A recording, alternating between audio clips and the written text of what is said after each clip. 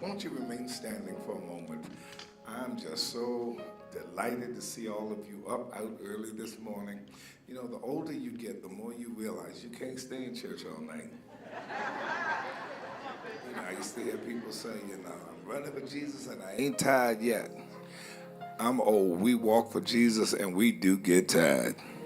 But I think last night I went home and went to sleep, and before I knew it, it was time to get right back up. Was that true for anybody else? I'm looking around at all of your fresh and alive faces. You look like you've just been on retreat and vacation. Lean over to the person beside you and say, now you know he lying this morning.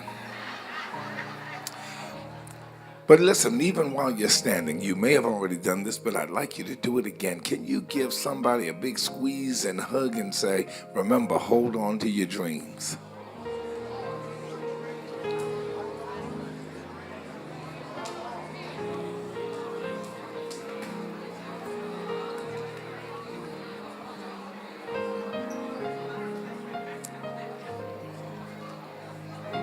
You may go to your seats too. The aim of our organization, as Dr. Curtis said, is to develop strengthening or develop strength for pastors and churches so that they can do the work of the kingdom. Often, pastors will go to conferences and conventions, get an idea, come back, and then have to try to spread that seed all by themselves through the congregation.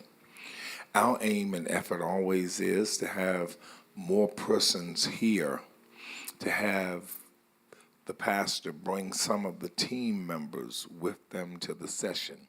So that, can you raise it back up for me? And have some of the pastors bring some of the team members to the session so that when they go back home, there are others there spreading the seed at the same time.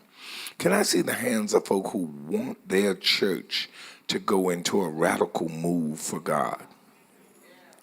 If you notice, I didn't say who want their churches to grow, because growth is sometimes the wrong goal. Growth feeds our need for numbers and dollars, and is not always based in the desire to see folks saved and growing in discipleship. But if we want our churches to move in the next radical move of God, then we come here that we might be able to be strengthened by one another and strengthened to know that our brothers and sisters, as the book of Peter says, all over the world are wrestling with the same kinds of issues and the same kinds of things. God is about to shake the heavens. Oh, yes, he is. Because the times that we are looking at and we are getting nervous about and disgusted by and upset by is all part of his plan. Do not think that the crazy we're seeing is outside the plan of God. Sometimes God has to shake you up to wake you up. And we're in a season now where God is allowing things to happen, allowing things to really shift and change. And we're going to see a move of God. That's why I say don't lose your hope just because things are tough and tight. This is part of the plan of God. Don't lose your hope in God's plan. Don't lose your hope in the plan because he's moving in a special way. I need you to help me before I introduce our presenter this morning. I need you to help me thank the greatest executive council in creation, those men and women who serve on our executive council who do the work to make sure the conference is a quality meeting time. Will you give all of them a hand, led by Bishop Claude Alexander, Dr. Curtis, Dr. Macklin, Dr. Lisa, Bishop Dedman, Dr. Reggie, Dr. Denny, Bishop Brown, and also Dr. Reddick and Dr. Leah White. We thank God for the service they give. Now, some who are all the way in the back, I'm going to ask y'all to move down a little closer, because when this word starts flying out there, I want it to be able to slap you upside your head, I think I see my sister-in-law way back there. If I do, I want her to move on down front too. Everybody, come on. Yeah, come on down. Those of you who way in the back, come on down to up front up there a little bit. Amen. Amen. We want to make sure we get folk close enough so they can be blessed by the word. Amen. We thank God for our ministers' wives that are here also. We praise God for them.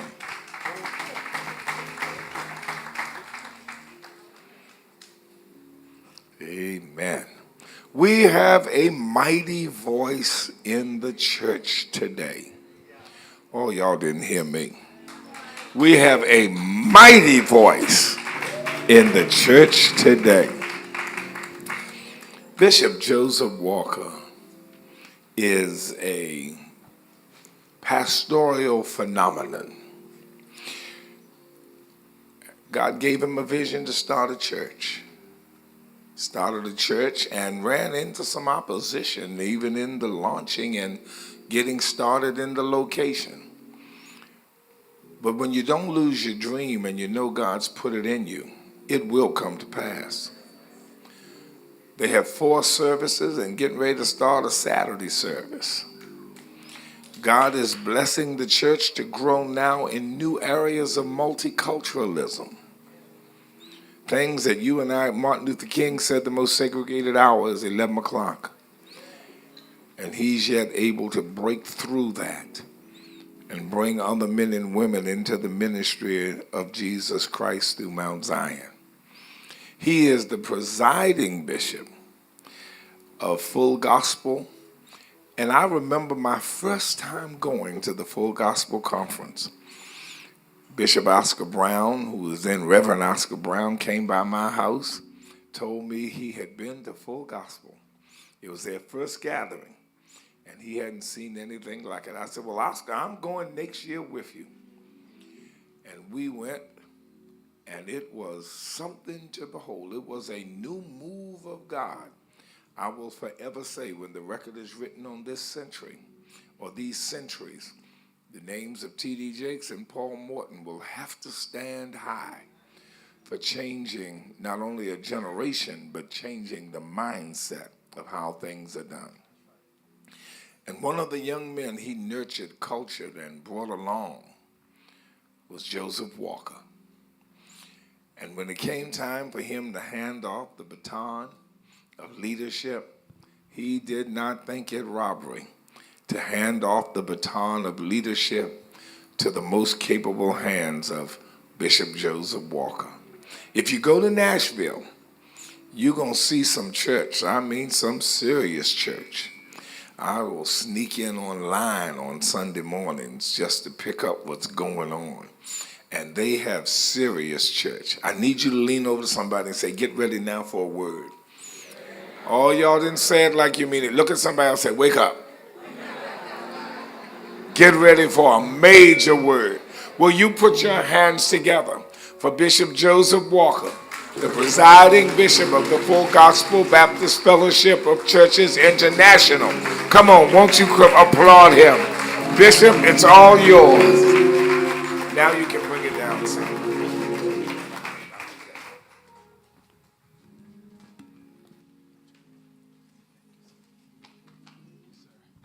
Would you help me thank God for your great leader? Come on, let's thank God for him. Bishop Walter Scott Thomas, one and only. Thank you so much. What a delight. And please be seated. What a delight and a joy it is for me to be here today to share. I do not take this opportunity lightly. I know that these opportunities come after much prayer and consideration. And of course, I'm grateful for his life, for his vision, for him. When the history is written, we have to include Bishop Walter Scott Thomas as well. Yes, as a kingdom shifter and culture shaker. He is truly a paradigm for this generation. Of course, we thank God for this great executive team, and of course, my friend, Dr. Bill Curtis. Thank you for extending the call to have me come, and to all of you. If I call names, I'll get in trouble, but you know I love you, Claude, all of you all, and of course, Full Gospel family. What can I say? Thank God for all of you, Bishop Brown, and of course, Dr. Will, and of course, we thank God for all of you who are here today. I'm going to get right into my assignment. I am, and good to see Denny, good to see you as well. I'm always excited to be able to share a little about dreams and about how ministry moves forward. I do want to just kind of begin with the word of prayer, and then I want to move forward into what God has given to us. Father, thank you for this opportunity to share today. I pray that we might receive what you want us to receive. We stand today clearly on your anointing, and we thank you that we shall be empowered, equipped to do what you've called us to do and be who you've called us to be. In Jesus' name, amen. So what I enjoy doing most is really helping people understand the practical side of making dreams or making vision come to fruition. I believe that a lot of people have this idea, and oftentimes these ideas we have about what we envision our church or our institution to look like don't necessarily manifest into a practical way because there's no strategy tied to it. And so what I like to do is to share very candidly about some strategies that we've employed. Some of them we've learned, some of them have been given to us. We've just come through experiences, and I just really hope that it becomes a revelation to you today. Now, first of all, I want to talk about, and I really want to help you understand, and I'm going to try to use this. They told me that I can use this myself, so y'all pray with me. This is my first time making this happen, so I'm going to multitask, amen. But let me talk about, first of all, kind of an introduction, first of all, because I believe when you talk about a vision, you talk about a dream, everything begins with an idea. And for me, telling you a little about myself, I never really imagined being in the space that I am now. I never desired, I didn't go after ministry. Ministry chose me. And I actually was set out to be an attorney. I come from a family of attorneys, and so my big was going to be, I was going to be the black Matlock. I'd already... I mean, it's just the truth. I was really going to be the black Matlock. My brothers were judges, sisters were judges, and so that was my trajectory. And I want to talk about how, that big was out of purpose and how it got into purpose and how, we really began to move forward. Now, I think what's important to say at the beginning of this today is that when we have an idea of what our dreams are and how big we want them, they have to be kingdom-centric. Often when we see things or desire things, we have to make certain that we move away from these narcissistic desires to make a name for ourselves, because ultimately it begins to threaten the very purpose by which we do what we do. And of course, Bishop hinted at that a little while earlier about how we measure our success based on numbers and growth, but that's not necessarily a good measuring rod, because you really have to understand the purpose by which you are put on the planet. So ultimately, whatever that thing is, your concept of big and dream may be completely different than someone else's. And so you have to be willing to really understand what is that dream that God has given to you? What is that vision that God has given to you? And so for me, let's see if I can move this a little forward. Again, it starts with origination. And here's a little kid from Shreveport, Louisiana. The bad kid in the classroom, and this is going somewhere. A kid who in the third grade, they said would be tested for special ed because I wouldn't sit down. When people don't know how to deal with you, they often want to put you in a classification that makes it easier to handle you. But my parents were very involved in my life. They came to the school, I took the test, and they discovered I was gifted, not special ed. They put instruments, music in my hand, drumsticks, and those drumsticks took me all the way through college on scholarship. I knew early on, my grandmother saw it in me early on, there was something different about me. Now, my name is Joseph, and this will make sense to you throughout these 2 days that we share.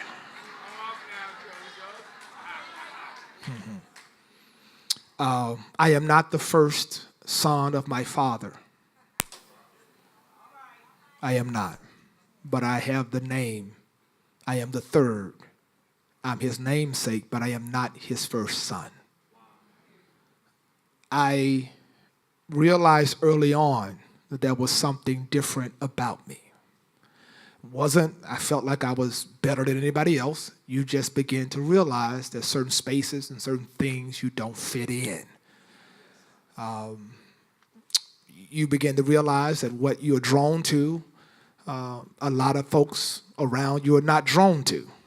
And so as a result of that, I began to realize that my grandmother saw it on me, something special about that boy, something different about that boy. Now, we go through these trajectories, go through these seasons in our lives. We don't necessarily understand it in totality, but you do know, like Joseph, you do know that there's a dream on you. You know it, and you have to be careful who you share it with.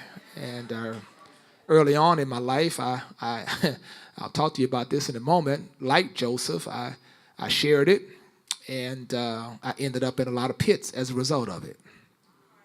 I wrote a book, and of course I have it available for you, called Leaderships. And that book really talks about my journey, and I parallel my life to Joseph and talk about the different shifts that you go through as a leader. But when you begin to understand, and I want to shift here, whenever you have this vision, and I only share this briefly, not to wave a flag at this, but I only share this, that whenever you have a passion or a vision, you have to invest in it. God will never give you a vision that you are not willing to personally invest in. So my academic trajectory put me on this path, right? Because I realized that if I was going to be who God called me to be, I had to train, I had to prepare. There are a lot of people that have these ideas of what they want, but they don't prepare for that. Jesus spent 30 years preparing for a 3-year ministry. And so unless you invest in what your dream is personally, nobody else will invest in you. And so my academic pilgrimage was really about me understanding and sharpening where God was taking me so that I could get a clear understanding of the trajectory that God was taking me on. Now, here's the story I want to share with you, and I want you to really hear this. So I'm under the tree at Southern University. I'm on my way to law school, and I'm under my fraternity tree, and the Lord calls me to preach. Now, it's not an audible voice. It's just, I know I'm different. I've been different all my life. And here is the moment where the rubber meets the road. I am called out to this space. I am called. Now, everybody in here says you've been called, and that's something God wants you to do. But watch this, all right? I'm called, but while I'm called, I realize that I don't want to do this. No, I'm not trying to do this. I'm asking God, wait a minute now, you got the right Joseph? I'm giving God my social security number to make sure he got the right Joseph, because clearly God got it twisted, right? At that time in my life, I'm out. I'm hanging out with my frat brothers. I'm doing my own thing. So I'm not trying to do this thing called ministry. I'm not trying to do this. And the thing I've learned is that we don't necessarily choose this dream or choose this call. It chooses us. And the authenticity of it is that you literally run from it. And that's how you really know that it can be verified, because you didn't necessarily just run to it. You were running from it, and it apprehended you, right? So I'm called. And all of a sudden now, watch how this works together. I accept this call. I'm from Louisiana originally. And I accept this call. But I have no idea of the thing that God's going to do. I just celebrated 25 years in April in one church. I have no idea what God's going to do. Watch this. Because God will not tell me that when he first gives me this call and this vision. He does not trust me with that yet, because I have not gone through anything. I have not invested in it, because our vision, when we first get it, the dream, it's like going to the eye doctor. It's, what do you see? You see better now? Click, click. You see, yeah. See, those clicks are experiences. Yeah. What do you see now? Now you can lie all day long because you don't want to wear bifocals. I see A, B, no. But you don't see it. See, because God's not going to trust you. He's not going to trust you with the totality of the big thing that he's taking you to when he first calls you. That's why God never calls you on Monday and then, you're a bishop on Tuesday. It doesn't happen that way. There are things you have to go through. There's a variety of things you have to experience. And so for me, I get this call, and all of a sudden now I start having these visions. Now, watch this. I move from Shreveport. This is going to make sense in a minute. I'm going somewhere. From Shreveport, Louisiana to Baton Rouge, I'm in school, and now I'm in Nashville, Tennessee, a place that I have never gone before. Never been. The Lord said to Abraham, leave your family, mother, go to a place I will show you. Okay. All I know of Nashville is hee-haw. I don't even know there's black people in Nashville. My pastor calls Vanderbilt Divinity School and says, I got a son, and it's after the deadline. They've never done this. Dr. Walter Fluker made a way for me. I ended up in Vanderbilt Divinity School so I was on my way to law school. I've been accepted. I was ready to go. And now I'm sitting in Nashville, Tennessee with $12 in my pocket. And I'm going to divinity school. I'm preparing for what God has shown me. What do you see? What do you see? Watch this. So I start getting these visions. Now, I start seeing stuff. Now, when you're seeing stuff, here it is. Here's the big dream. Here's the stuff. When you're seeing stuff, people think you're crazy because I started seeing stuff, and we be riding around, and I tell my friends, I see something. Now, when you're from Louisiana and you telling folk you seeing stuff, they think you're seeing the voodoo. But they were seeing cow pastures, and I was seeing condominiums. They were seeing dilapidated buildings, and I was seeing strip malls. I was seeing stuff. What do you see? And God said, son, this is vision. I could not give you this when I first called you because you would have miscarried it. You would have gotten a big head. So no. I give you vision. And I said, okay, God, vision. I get it now. So I get this vision, and I'm start seeing things. And now, here's the thing with that. You have this dream, right? You have this call. You have this assignment. Because wherever there is a dream, it's going to end up in this assignment.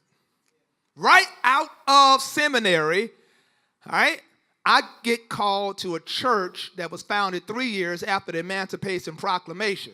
The Mount Zion Baptist Church.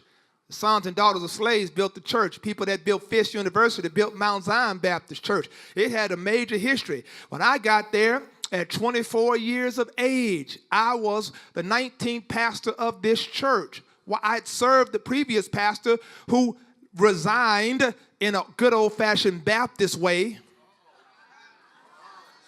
I said, after serving that pastor, I want to go with you. He said, no, you're going to stay here. I didn't realize the tension that was brewing between the previous leadership and the church, but he was putting me up to preach 2 and 3 times a month. I don't even know what was going on. I was just a seminarian serving. I was the only associate minister, and when the church decided to go a different way than him, he made me stay.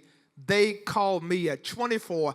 I'm fresh out of seminary, theoretically proficient, and practically illiterate. I don't know nothing. Ain't baptized nobody, ain't done no wedding, ain't done no, I don't know nothing. I know theory, but I don't know how to make this happen. I'm looking at 60 people on a good Sunday. 60 people on a good Sunday. I'm going somewhere.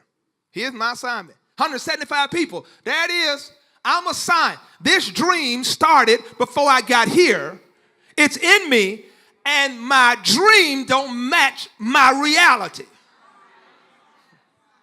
So now I'm in conflict personally. I'm like, okay, God, wait a minute now. You gave me this dream. I don't understand how what you showing me gonna work here because this doesn't fit.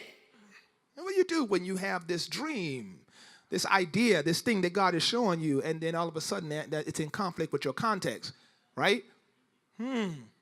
Well, for me, I began to realize this is an interesting journey I'm on now because now I'm in a situation. I want you to understand this. I'm in a situation, I got this big dream inside of me. I got all this stuff going on.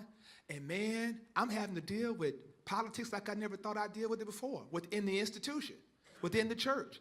I mean, I'm getting paid. I'm getting my check out of a minivan from the Chandler Deacon Board in the parking lot of the church. When the trustee board, when I tell them I want, in the church, we need to fix our sound system. It keeps going out. It's overheating, and people come to preach for me, and the sound go out and it's overheating. Rather than just invest in buying a new one, they buy a little fan and tie it to the system. My dream is not matching my reality. I'm bivocational. I'm working at the Sunday School Publishing Board in Nashville, Tennessee, because I got to supplement my salary so I can survive because they're not really paying me. So I got to go and write. So I'm writing commentaries that people are doing Sunday school. I'm writing all this stuff. I'm working over here and coming back and doing this and doing funerals and doing this and doing that. And y'all, I am frustrated because I'm like, wait a minute, God. So the natural proclivity is, Lord, how long? Clearly this isn't it. Well, I've been in this place 25 years. And I'm asking God a year in. So Lord, this is practice, right? This is practice for the big thing, right? You just getting me ready for the next big thing. We've been there 25 years. You getting me ready for the next big thing, right, God? I'm frustrated. I got a dream. Nobody sees it. Nobody sees it but me. Watch this. Watch this. So, one of the things I learned about vision, and I'll share with you, is that when God gives you a vision, our church, God began to do some things and we begin to grow, and I'll talk about that. But when God began to bless us and we begin to grow, I'm up here, we got, I know this like the back of my hand, we have $3,517 in the building fund. $3,517 in the building fund.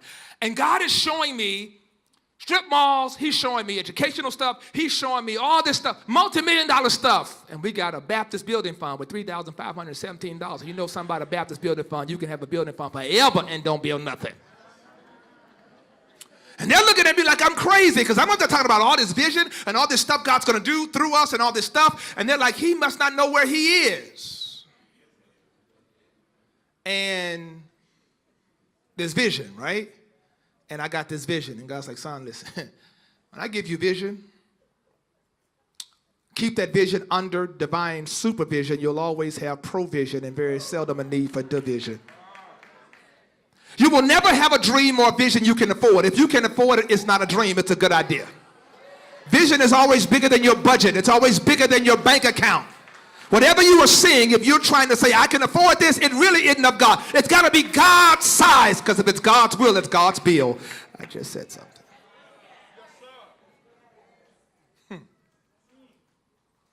So here I am, right? I'm trying to, I'm trying to understand this vision. I'm trying to get this thing going. And so I'm in this assignment, and I'm frustrated. So church begins to grow.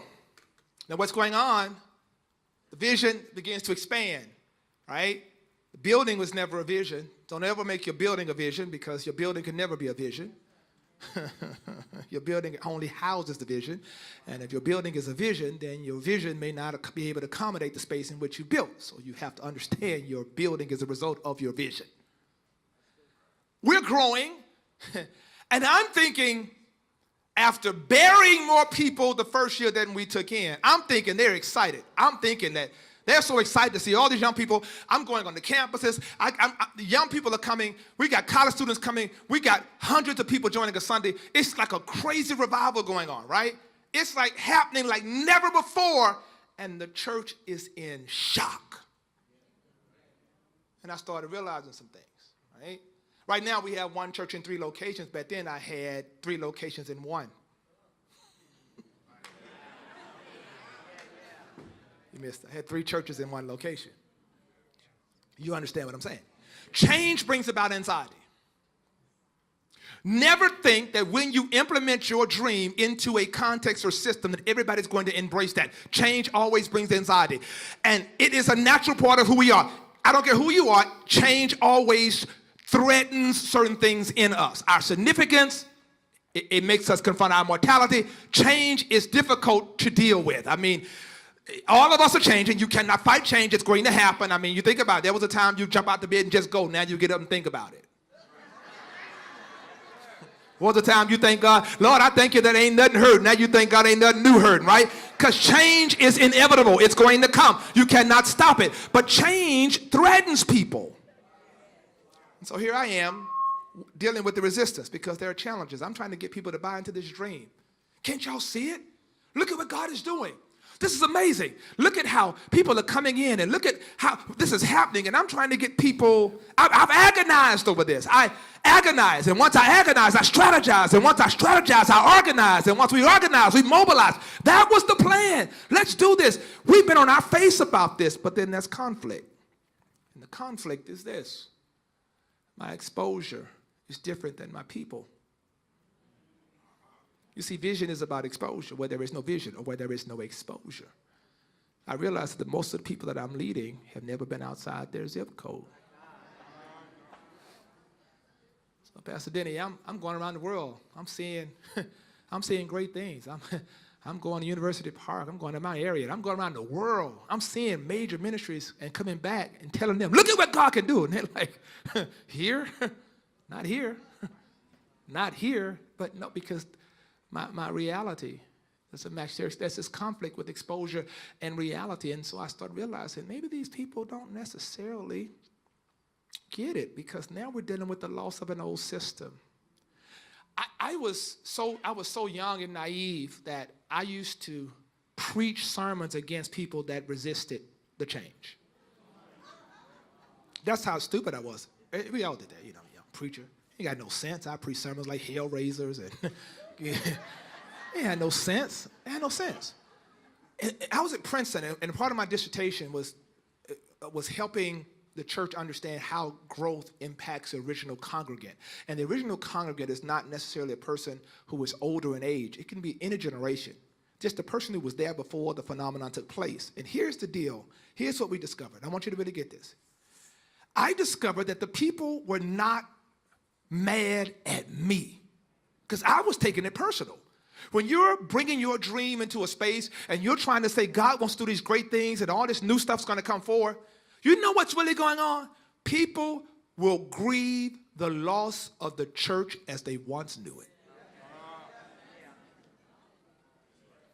And when people grieve, it manifests in a variety of different ways. And so for us, it was crazy, because people were wrestling with their own significance. I mean, what do I do with Miss Brandon, my secretary? Man, she was the only secretary I ever had. Miss Brandon was still, like, this is at the curve of the computer age, and Miss Brandon was still sending out my letters on a typewriter. She was still using whiteout.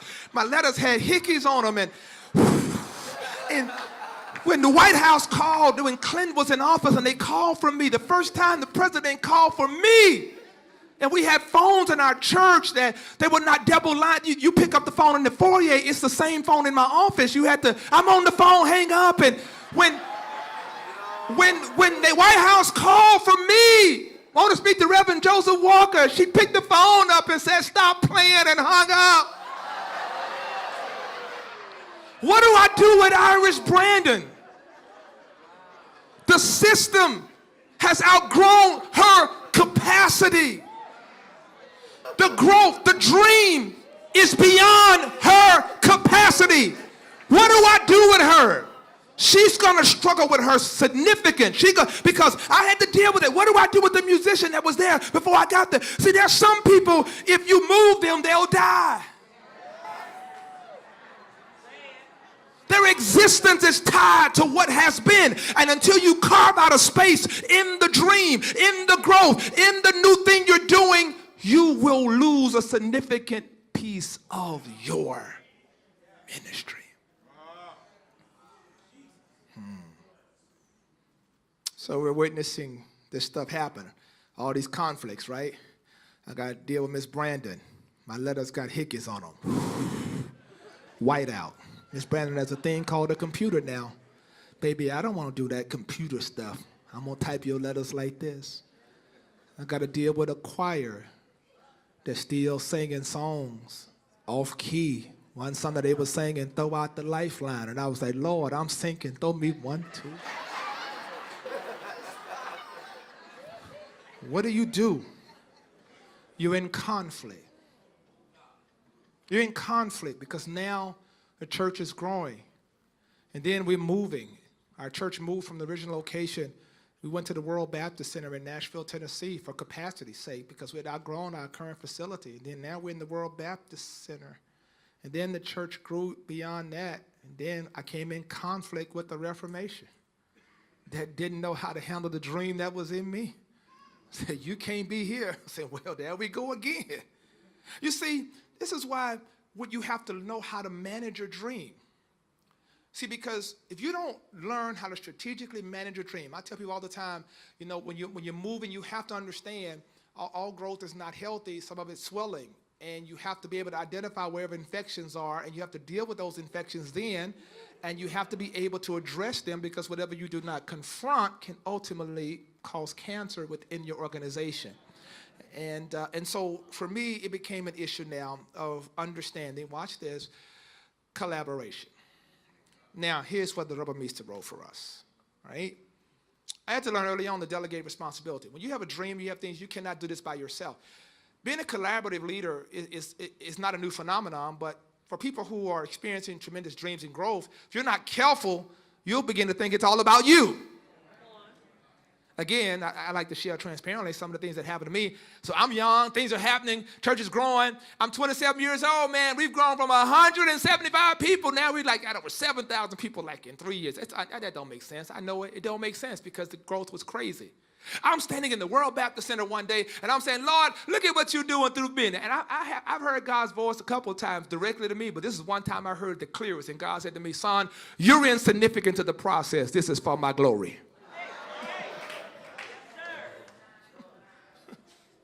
And at that moment, I got out of the way. Watch this. I got out of the way, and I began to realize, wait a minute. I need to understand the power of collaboration, because there are people that God is sending here, there are things that are going to happen. If this dream is going to come to fruition and it's going to include everybody, then there has to be an intersectionality in the vision. There has to be that. There has to be a sense this process has got to bring other folks to the table in order to be a part of this vision. See, when you're tied to something bigger than you, you have to understand you have input in that vision. There's something that God has connected you to, but you have to understand that you are a valuable resource into the direction that thing is going. The Bible says in 2 Corinthians 4, therefore, seeing we have this ministry. Not I. Ministry was meant to be collaboratively. So, watch this, the intersectionality of the vision, that there are methods that were necessary in order for the vision to come to pass. I needed to make sure that everybody heard the same thing. I needed to make sure when we implemented strategy that everybody saw it at the same time, because what I did not want to happen, I did not want self-proclaimed deputies to take the vision that God had given to me, to redact it, change it, make it their own, and say, this is what pastor wants. No, I brought everybody to the table, and I said, this is what we are going to do together. And we were able to see it together and move together and shift together. And so there is connectivity for me. You see, whenever there's collaboration, when you're teaching within the dream and teaching within the system, you're teaching something, the power of networking. But everything, that's why I thank God for this great, great, great fellowship, because everybody needs to have a place of connectivity, because the day of doing ministry in silo is over. You have to be connected, because whatever you stand under is what you understand. And it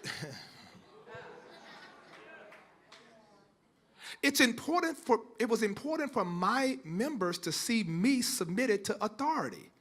And so my connection to Bishop Morton, my connection to full gospel, was simply like an apple. When you cut an apple and the apple is uncovered, it begins to spoil the moment you cut it, right? If you cut an apple and leave it out, it'll spoil. But if you leave it covered and don't cut it, you can leave it there for days and it'll never spoil. And the reason why some of our ministries spoil, some of our dreams spoil, because you're doing it uncovered. Nobody's speaking into your life. Nobody's giving you advice. Nobody's counseling you. Watch. Nobody's mentoring you. So here I am. I've got this tension over here in the dream. I've got it. I know what God is showing me. I know it's big. I got a context that is not in a position to accommodate it. My job now is, am I going to stay here and work this, or am I going to figure out a way to get up out of it and find a context that can do it? Let me tell you something. A lot of the things that we are called to do are oftentimes put in places that don't make sense to us. But these are places that God has given to us to transform. Listen, I believe this to be true. Every purpose solves a problem. Okay.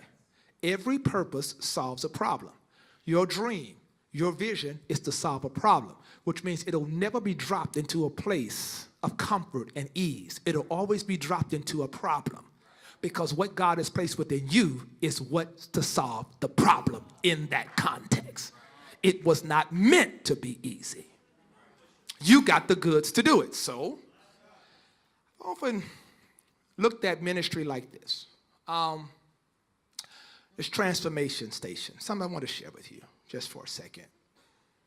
The church, I look at it like a transformation station. Everything in the church must transform, be transformed by the renewing of our minds. Everything has to transform. Your dream, everything. Watch this. The first transformation had to take place within me. I had to shift. I had to change. My homiletical, my preaching style had to change. I came to an intersection in my own life of whether or not I was going to impress preachers or impact my people.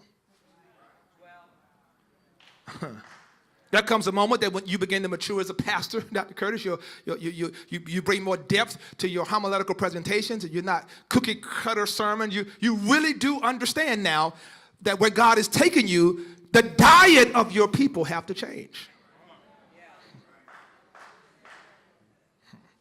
Okay? So watch this. If we believe, and I think it to be true, if we believe that the church is a transformation station, I want you to imagine this. So imagine this system. I'm going to try to make sense out of this for you, right? So if you got something to write with, I want you just to make this big square in the middle of the page. Let's call that the system. The system. All right? See if we can make this make sense. All right? Everybody say the system. All right. This is going to help you. All right? See if we can make this make sense. All right. All right. Good deal. All right, so here we are. On the left side, I want you to put inputs, an arrow going into the system. Inputs. And on the right side going out, put output. Input, output. Input, output. Now, what your dream is, what you say within the context of your dream, that system is the place that houses your dream, that houses your vision, right? You don't get to choose, if it's kingdom, what your input is. Because implicit in kingdom work is whosoever will, let them come. So regardless of a person's economy, regardless of a person's theology, regardless of a person's criminology, their sociology, their ethnicity, doesn't matter. You say, come on. You are welcome in this system. That's what you say. Now, unless you turn the church into a social club or an aquarium, this works for you. So you have this list of things, people, regardless of your economy, your sociology, your criminology, your economic, your educational background. It doesn't matter what class you're in, what ethnicity you are welcome to input and engage this system with this intent, that if you engage our system, the output will be different than the input. Stay with me. Now, if the input and the output are the same, you have system failure. There is toxicity in your system. So your dream has a cancer.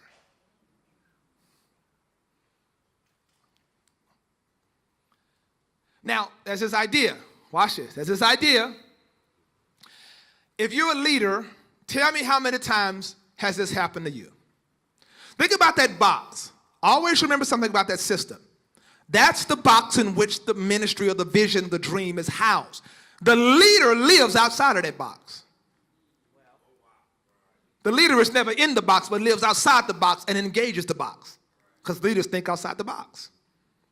So oftentimes, because leaders think outside the box, they oftentimes end up in places and going places and experiencing things that other people will never experience. And so consequently, they end up in these spaces. So let's just assume that a leader, let's assume that Bishop Detman is out at a function in the city, and the person who is been recruited for Maryland, the whole state, has moved to his city for marketing.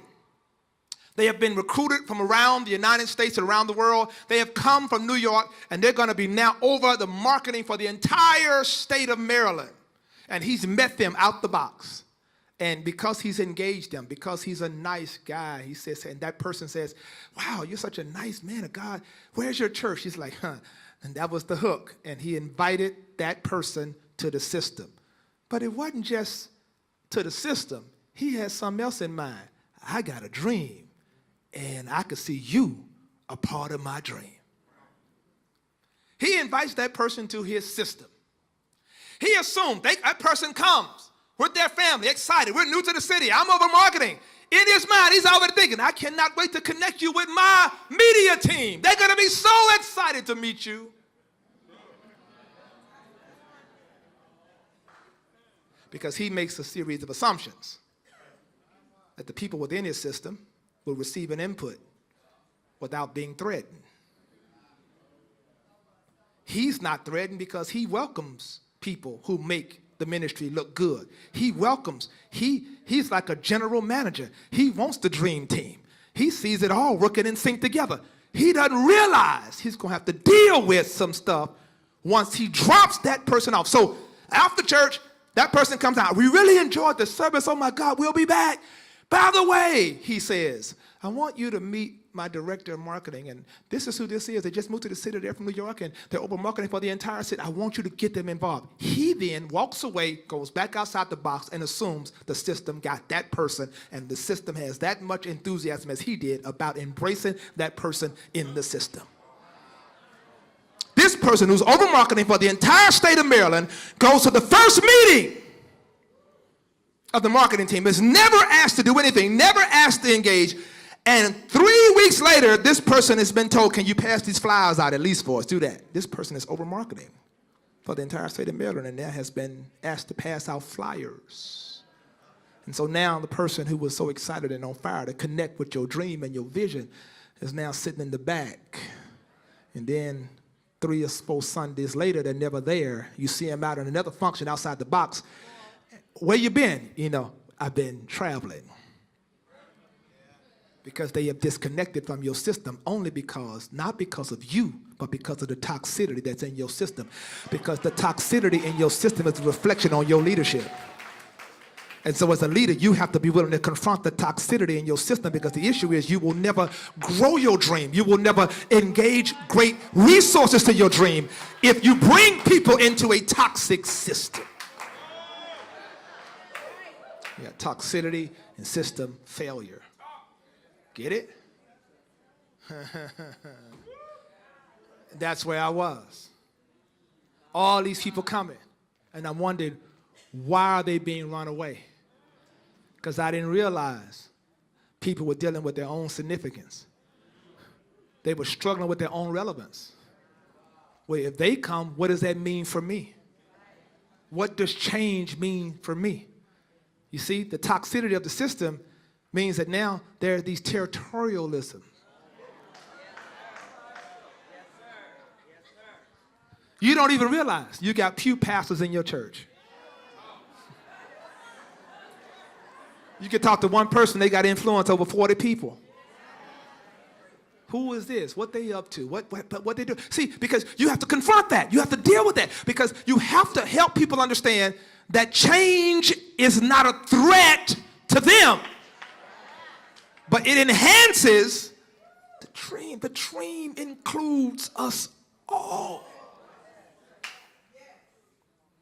So the real question in the transformation system, you know,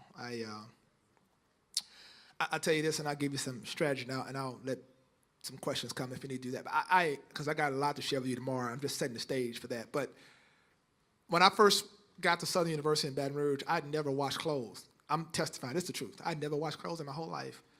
I grew up, my sister, boys did the outside work, the girls did the inside work. So, you know, I got to school, and I dreaded the first time I had to wash clothes. I dreaded it. All my clothes just kept piling up. The day of reckoning came. I had to go and wash these clothes. And I put the white and the colored in the same thing. Yep. I went to go and play, again this, I went to go play basketball. I put these clothes in there. I came back, and the wash machine was all out of order. All everywhere. I'm like, what's going on? I was so excited to go, I didn't even put detergent in there.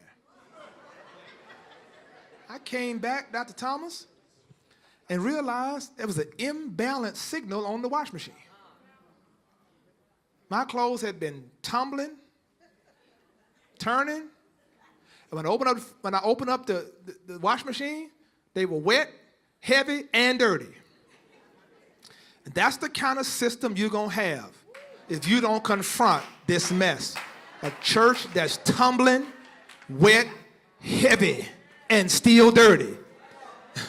You get this in a minute. We had to make certain we confronted the toxicity in the system. So let me tell you what that entails, and then I will take questions. So these 4 R's are where I want to land, and then I will let you talk to me because my time will be up. If you're going to bring healing to your system so that your dream can manifest, tomorrow I'll be sharing with you the kind of people you need. I'll be sharing with you all that. But I want to help you understand how to confront the sickness in the system. The sickness in the system. You're going to have to be relevant. The system has to have a level of relevance. The dream has to make sense multi-generationally. Relevancy is not so much about what's happening right now. Relevancy is the attempt or the ability to be able to bridge the connector between history and destiny. That every generation, I pastor and preside over 5 generations at one time. The relevancy is that my messages and my ministry must be able to make sense to the X, to the baby boomer, all at the same time. Everybody must find their place. We have to recognize, and a part of relevancy, we as pastors are taught to exegete text. We must move to exegeting culture. If you don't exegete culture and you don't understand the things that are happening, the nuances and the things that are happening, then you're going to miss it because you'll be in this bubble and your vision will miss because people will not be able to comprehend it.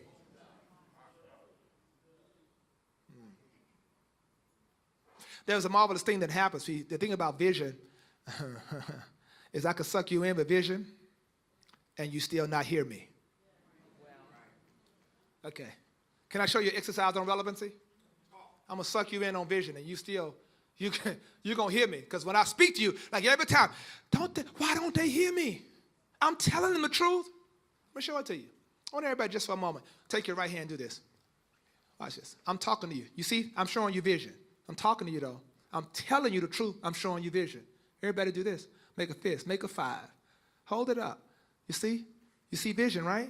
Make a fist. Make a 0. Like this. Hold it up like this. Bring it down. Make a fist. Put it up. Make a 0. Got it? Put it on your chin. Come on. Is that your chin? Hold it there.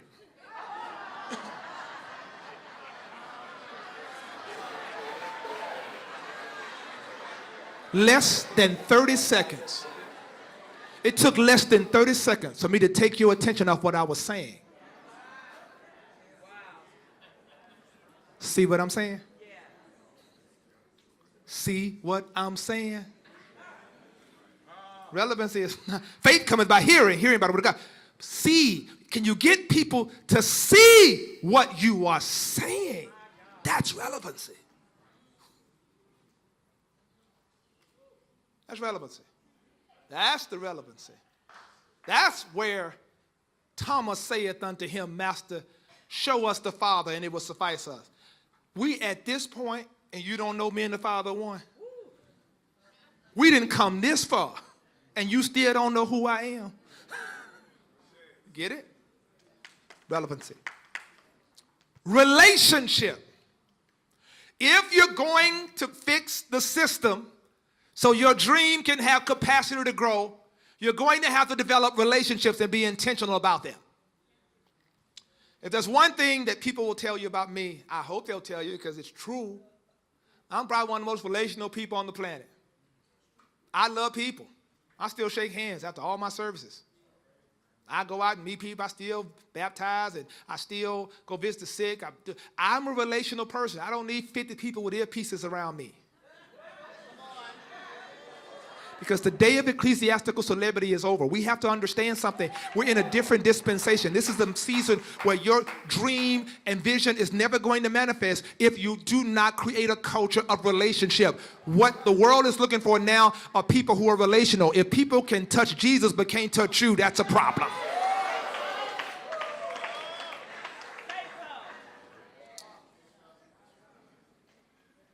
I'm relational.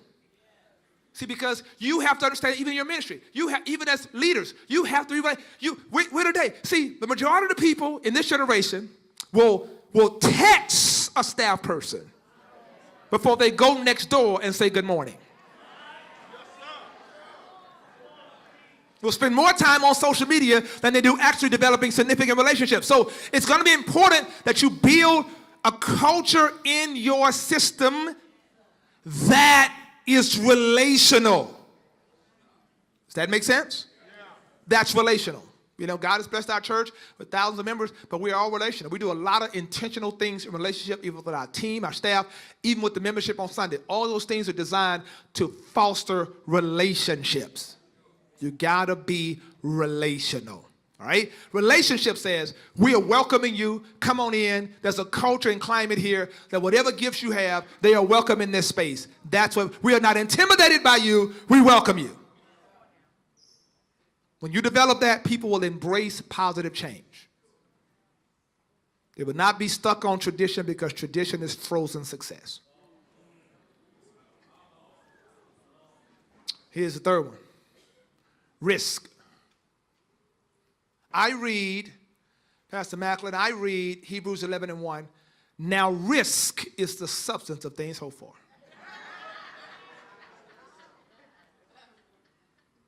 If you, with the dream you have, the vision you have, are not willing to take a risk, you'll never see the manifestation of it.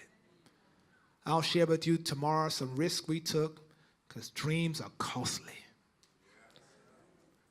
But you're going to have to be willing to take some calculated risks. You cannot be comfortable in the status quo. They're going to be risks. There was a risk when they laughed at me when I was going on college. I was going on campus at Fisk University, TSU, Meharry. I had my backpack as a young pastor, and I was recruiting college students. That was a risk because preachers were saying, you ain't going to grow your church with no college students because they don't stay. They go on. They transient. They didn't realize they graduate and get jobs. And some of the people that I was early on recruiting and ministering to and discipled have become significant figures in our community and members of our church, all because of relationship and the risk we were willing to take. You have to understand what God has given to you requires a certain level of risk-taking. And the thing you must understand, first of all, God took the greatest risk when he called us. Let me just... He took a risk when he called me. So because he took a risk when he called me, my whole ministry has been a series of calculated risks, not foolish risks, but stepping out into things that I knew would be in alignment with what God has shown me. Once I was taking those risks, and I was able to expand my reach. So now, the totality of it didn't look like what I imagined. The reach got different. See, because once you are relevant through all generations, watch this, then that means it doesn't matter what dispensation you live in. It doesn't matter what generation you live in. You constantly are thriving. Watch this. You build relationships, a culture that invites people in. You take risks and do stuff that people say, now what you doing that for? Guess what? Now your reach. So now our church, Nashville, Nashville is one of the fastest growing cities in America right now. I was telling Bishop Thomas that cranes on every corner, 400 people a week moving to Nashville. It's bananas. It's growing so diverse that our city is building condos. I'm not lying. If you see an alley in the hood, they putting up a condo. And now, in 1992, what do you see at 24 years old? I know that's something big. What do you see? It ain't clear yet. You go through some things. You experience some things. What do you see? It starts becoming clearer it starts becoming clear. I start investing in the vision. I start going where God tells me to go. I realize that the change is going to put a stress on people who were there originally, but I must include them in the growth. They must see their space in the growth. I must recognize that they are struggling with their significance, and so consequently, they run people away so they can still feel like they have a place. Now that they realize they have a place, they welcome people because now we're trying to be relevant and we're trying to create a ministry of relationship, right? And now we've taken these risks. And so now you look out in my church, and now there's this family whose ethnicity I would have never imagined would have been 3 generations deep in my church. She's got purple hair. She's a white kid with chucks, and all her friends who wear black all week, but they come to my church. And he's a CEO of a healthcare company in Nashville. And I would think he was Presbyterian. He was. But he came because of the relationship and the culture and the climate, because he's not tied to a denomination. He's after the dream. He's after something bigger. He's trying to make an impact. You see, because now what happens, you begin to realize your dream begins to expand beyond what you thought, because it never was your dream. It was God's vision for your life. I had in my mind what I thought it would be, and now God's blowing my mind. Because now it's becoming more diverse. It's becoming more multicultural. It's becoming multi-generational. Remember, this is how it works. What do you see? What do you see? What do you hear? Tomorrow, I'm going to talk to you about some things. I'm going to be probably the most transparent I've ever been with you tomorrow, to share with you some strategic things about the kind of people to make your dream happen. I'm going to talk to you about the kind of people, because everybody, listen, some people, here's just my little commercial for tomorrow. I'm going to help you know how to release people who are not tied to your dream. I'm done. Thank you.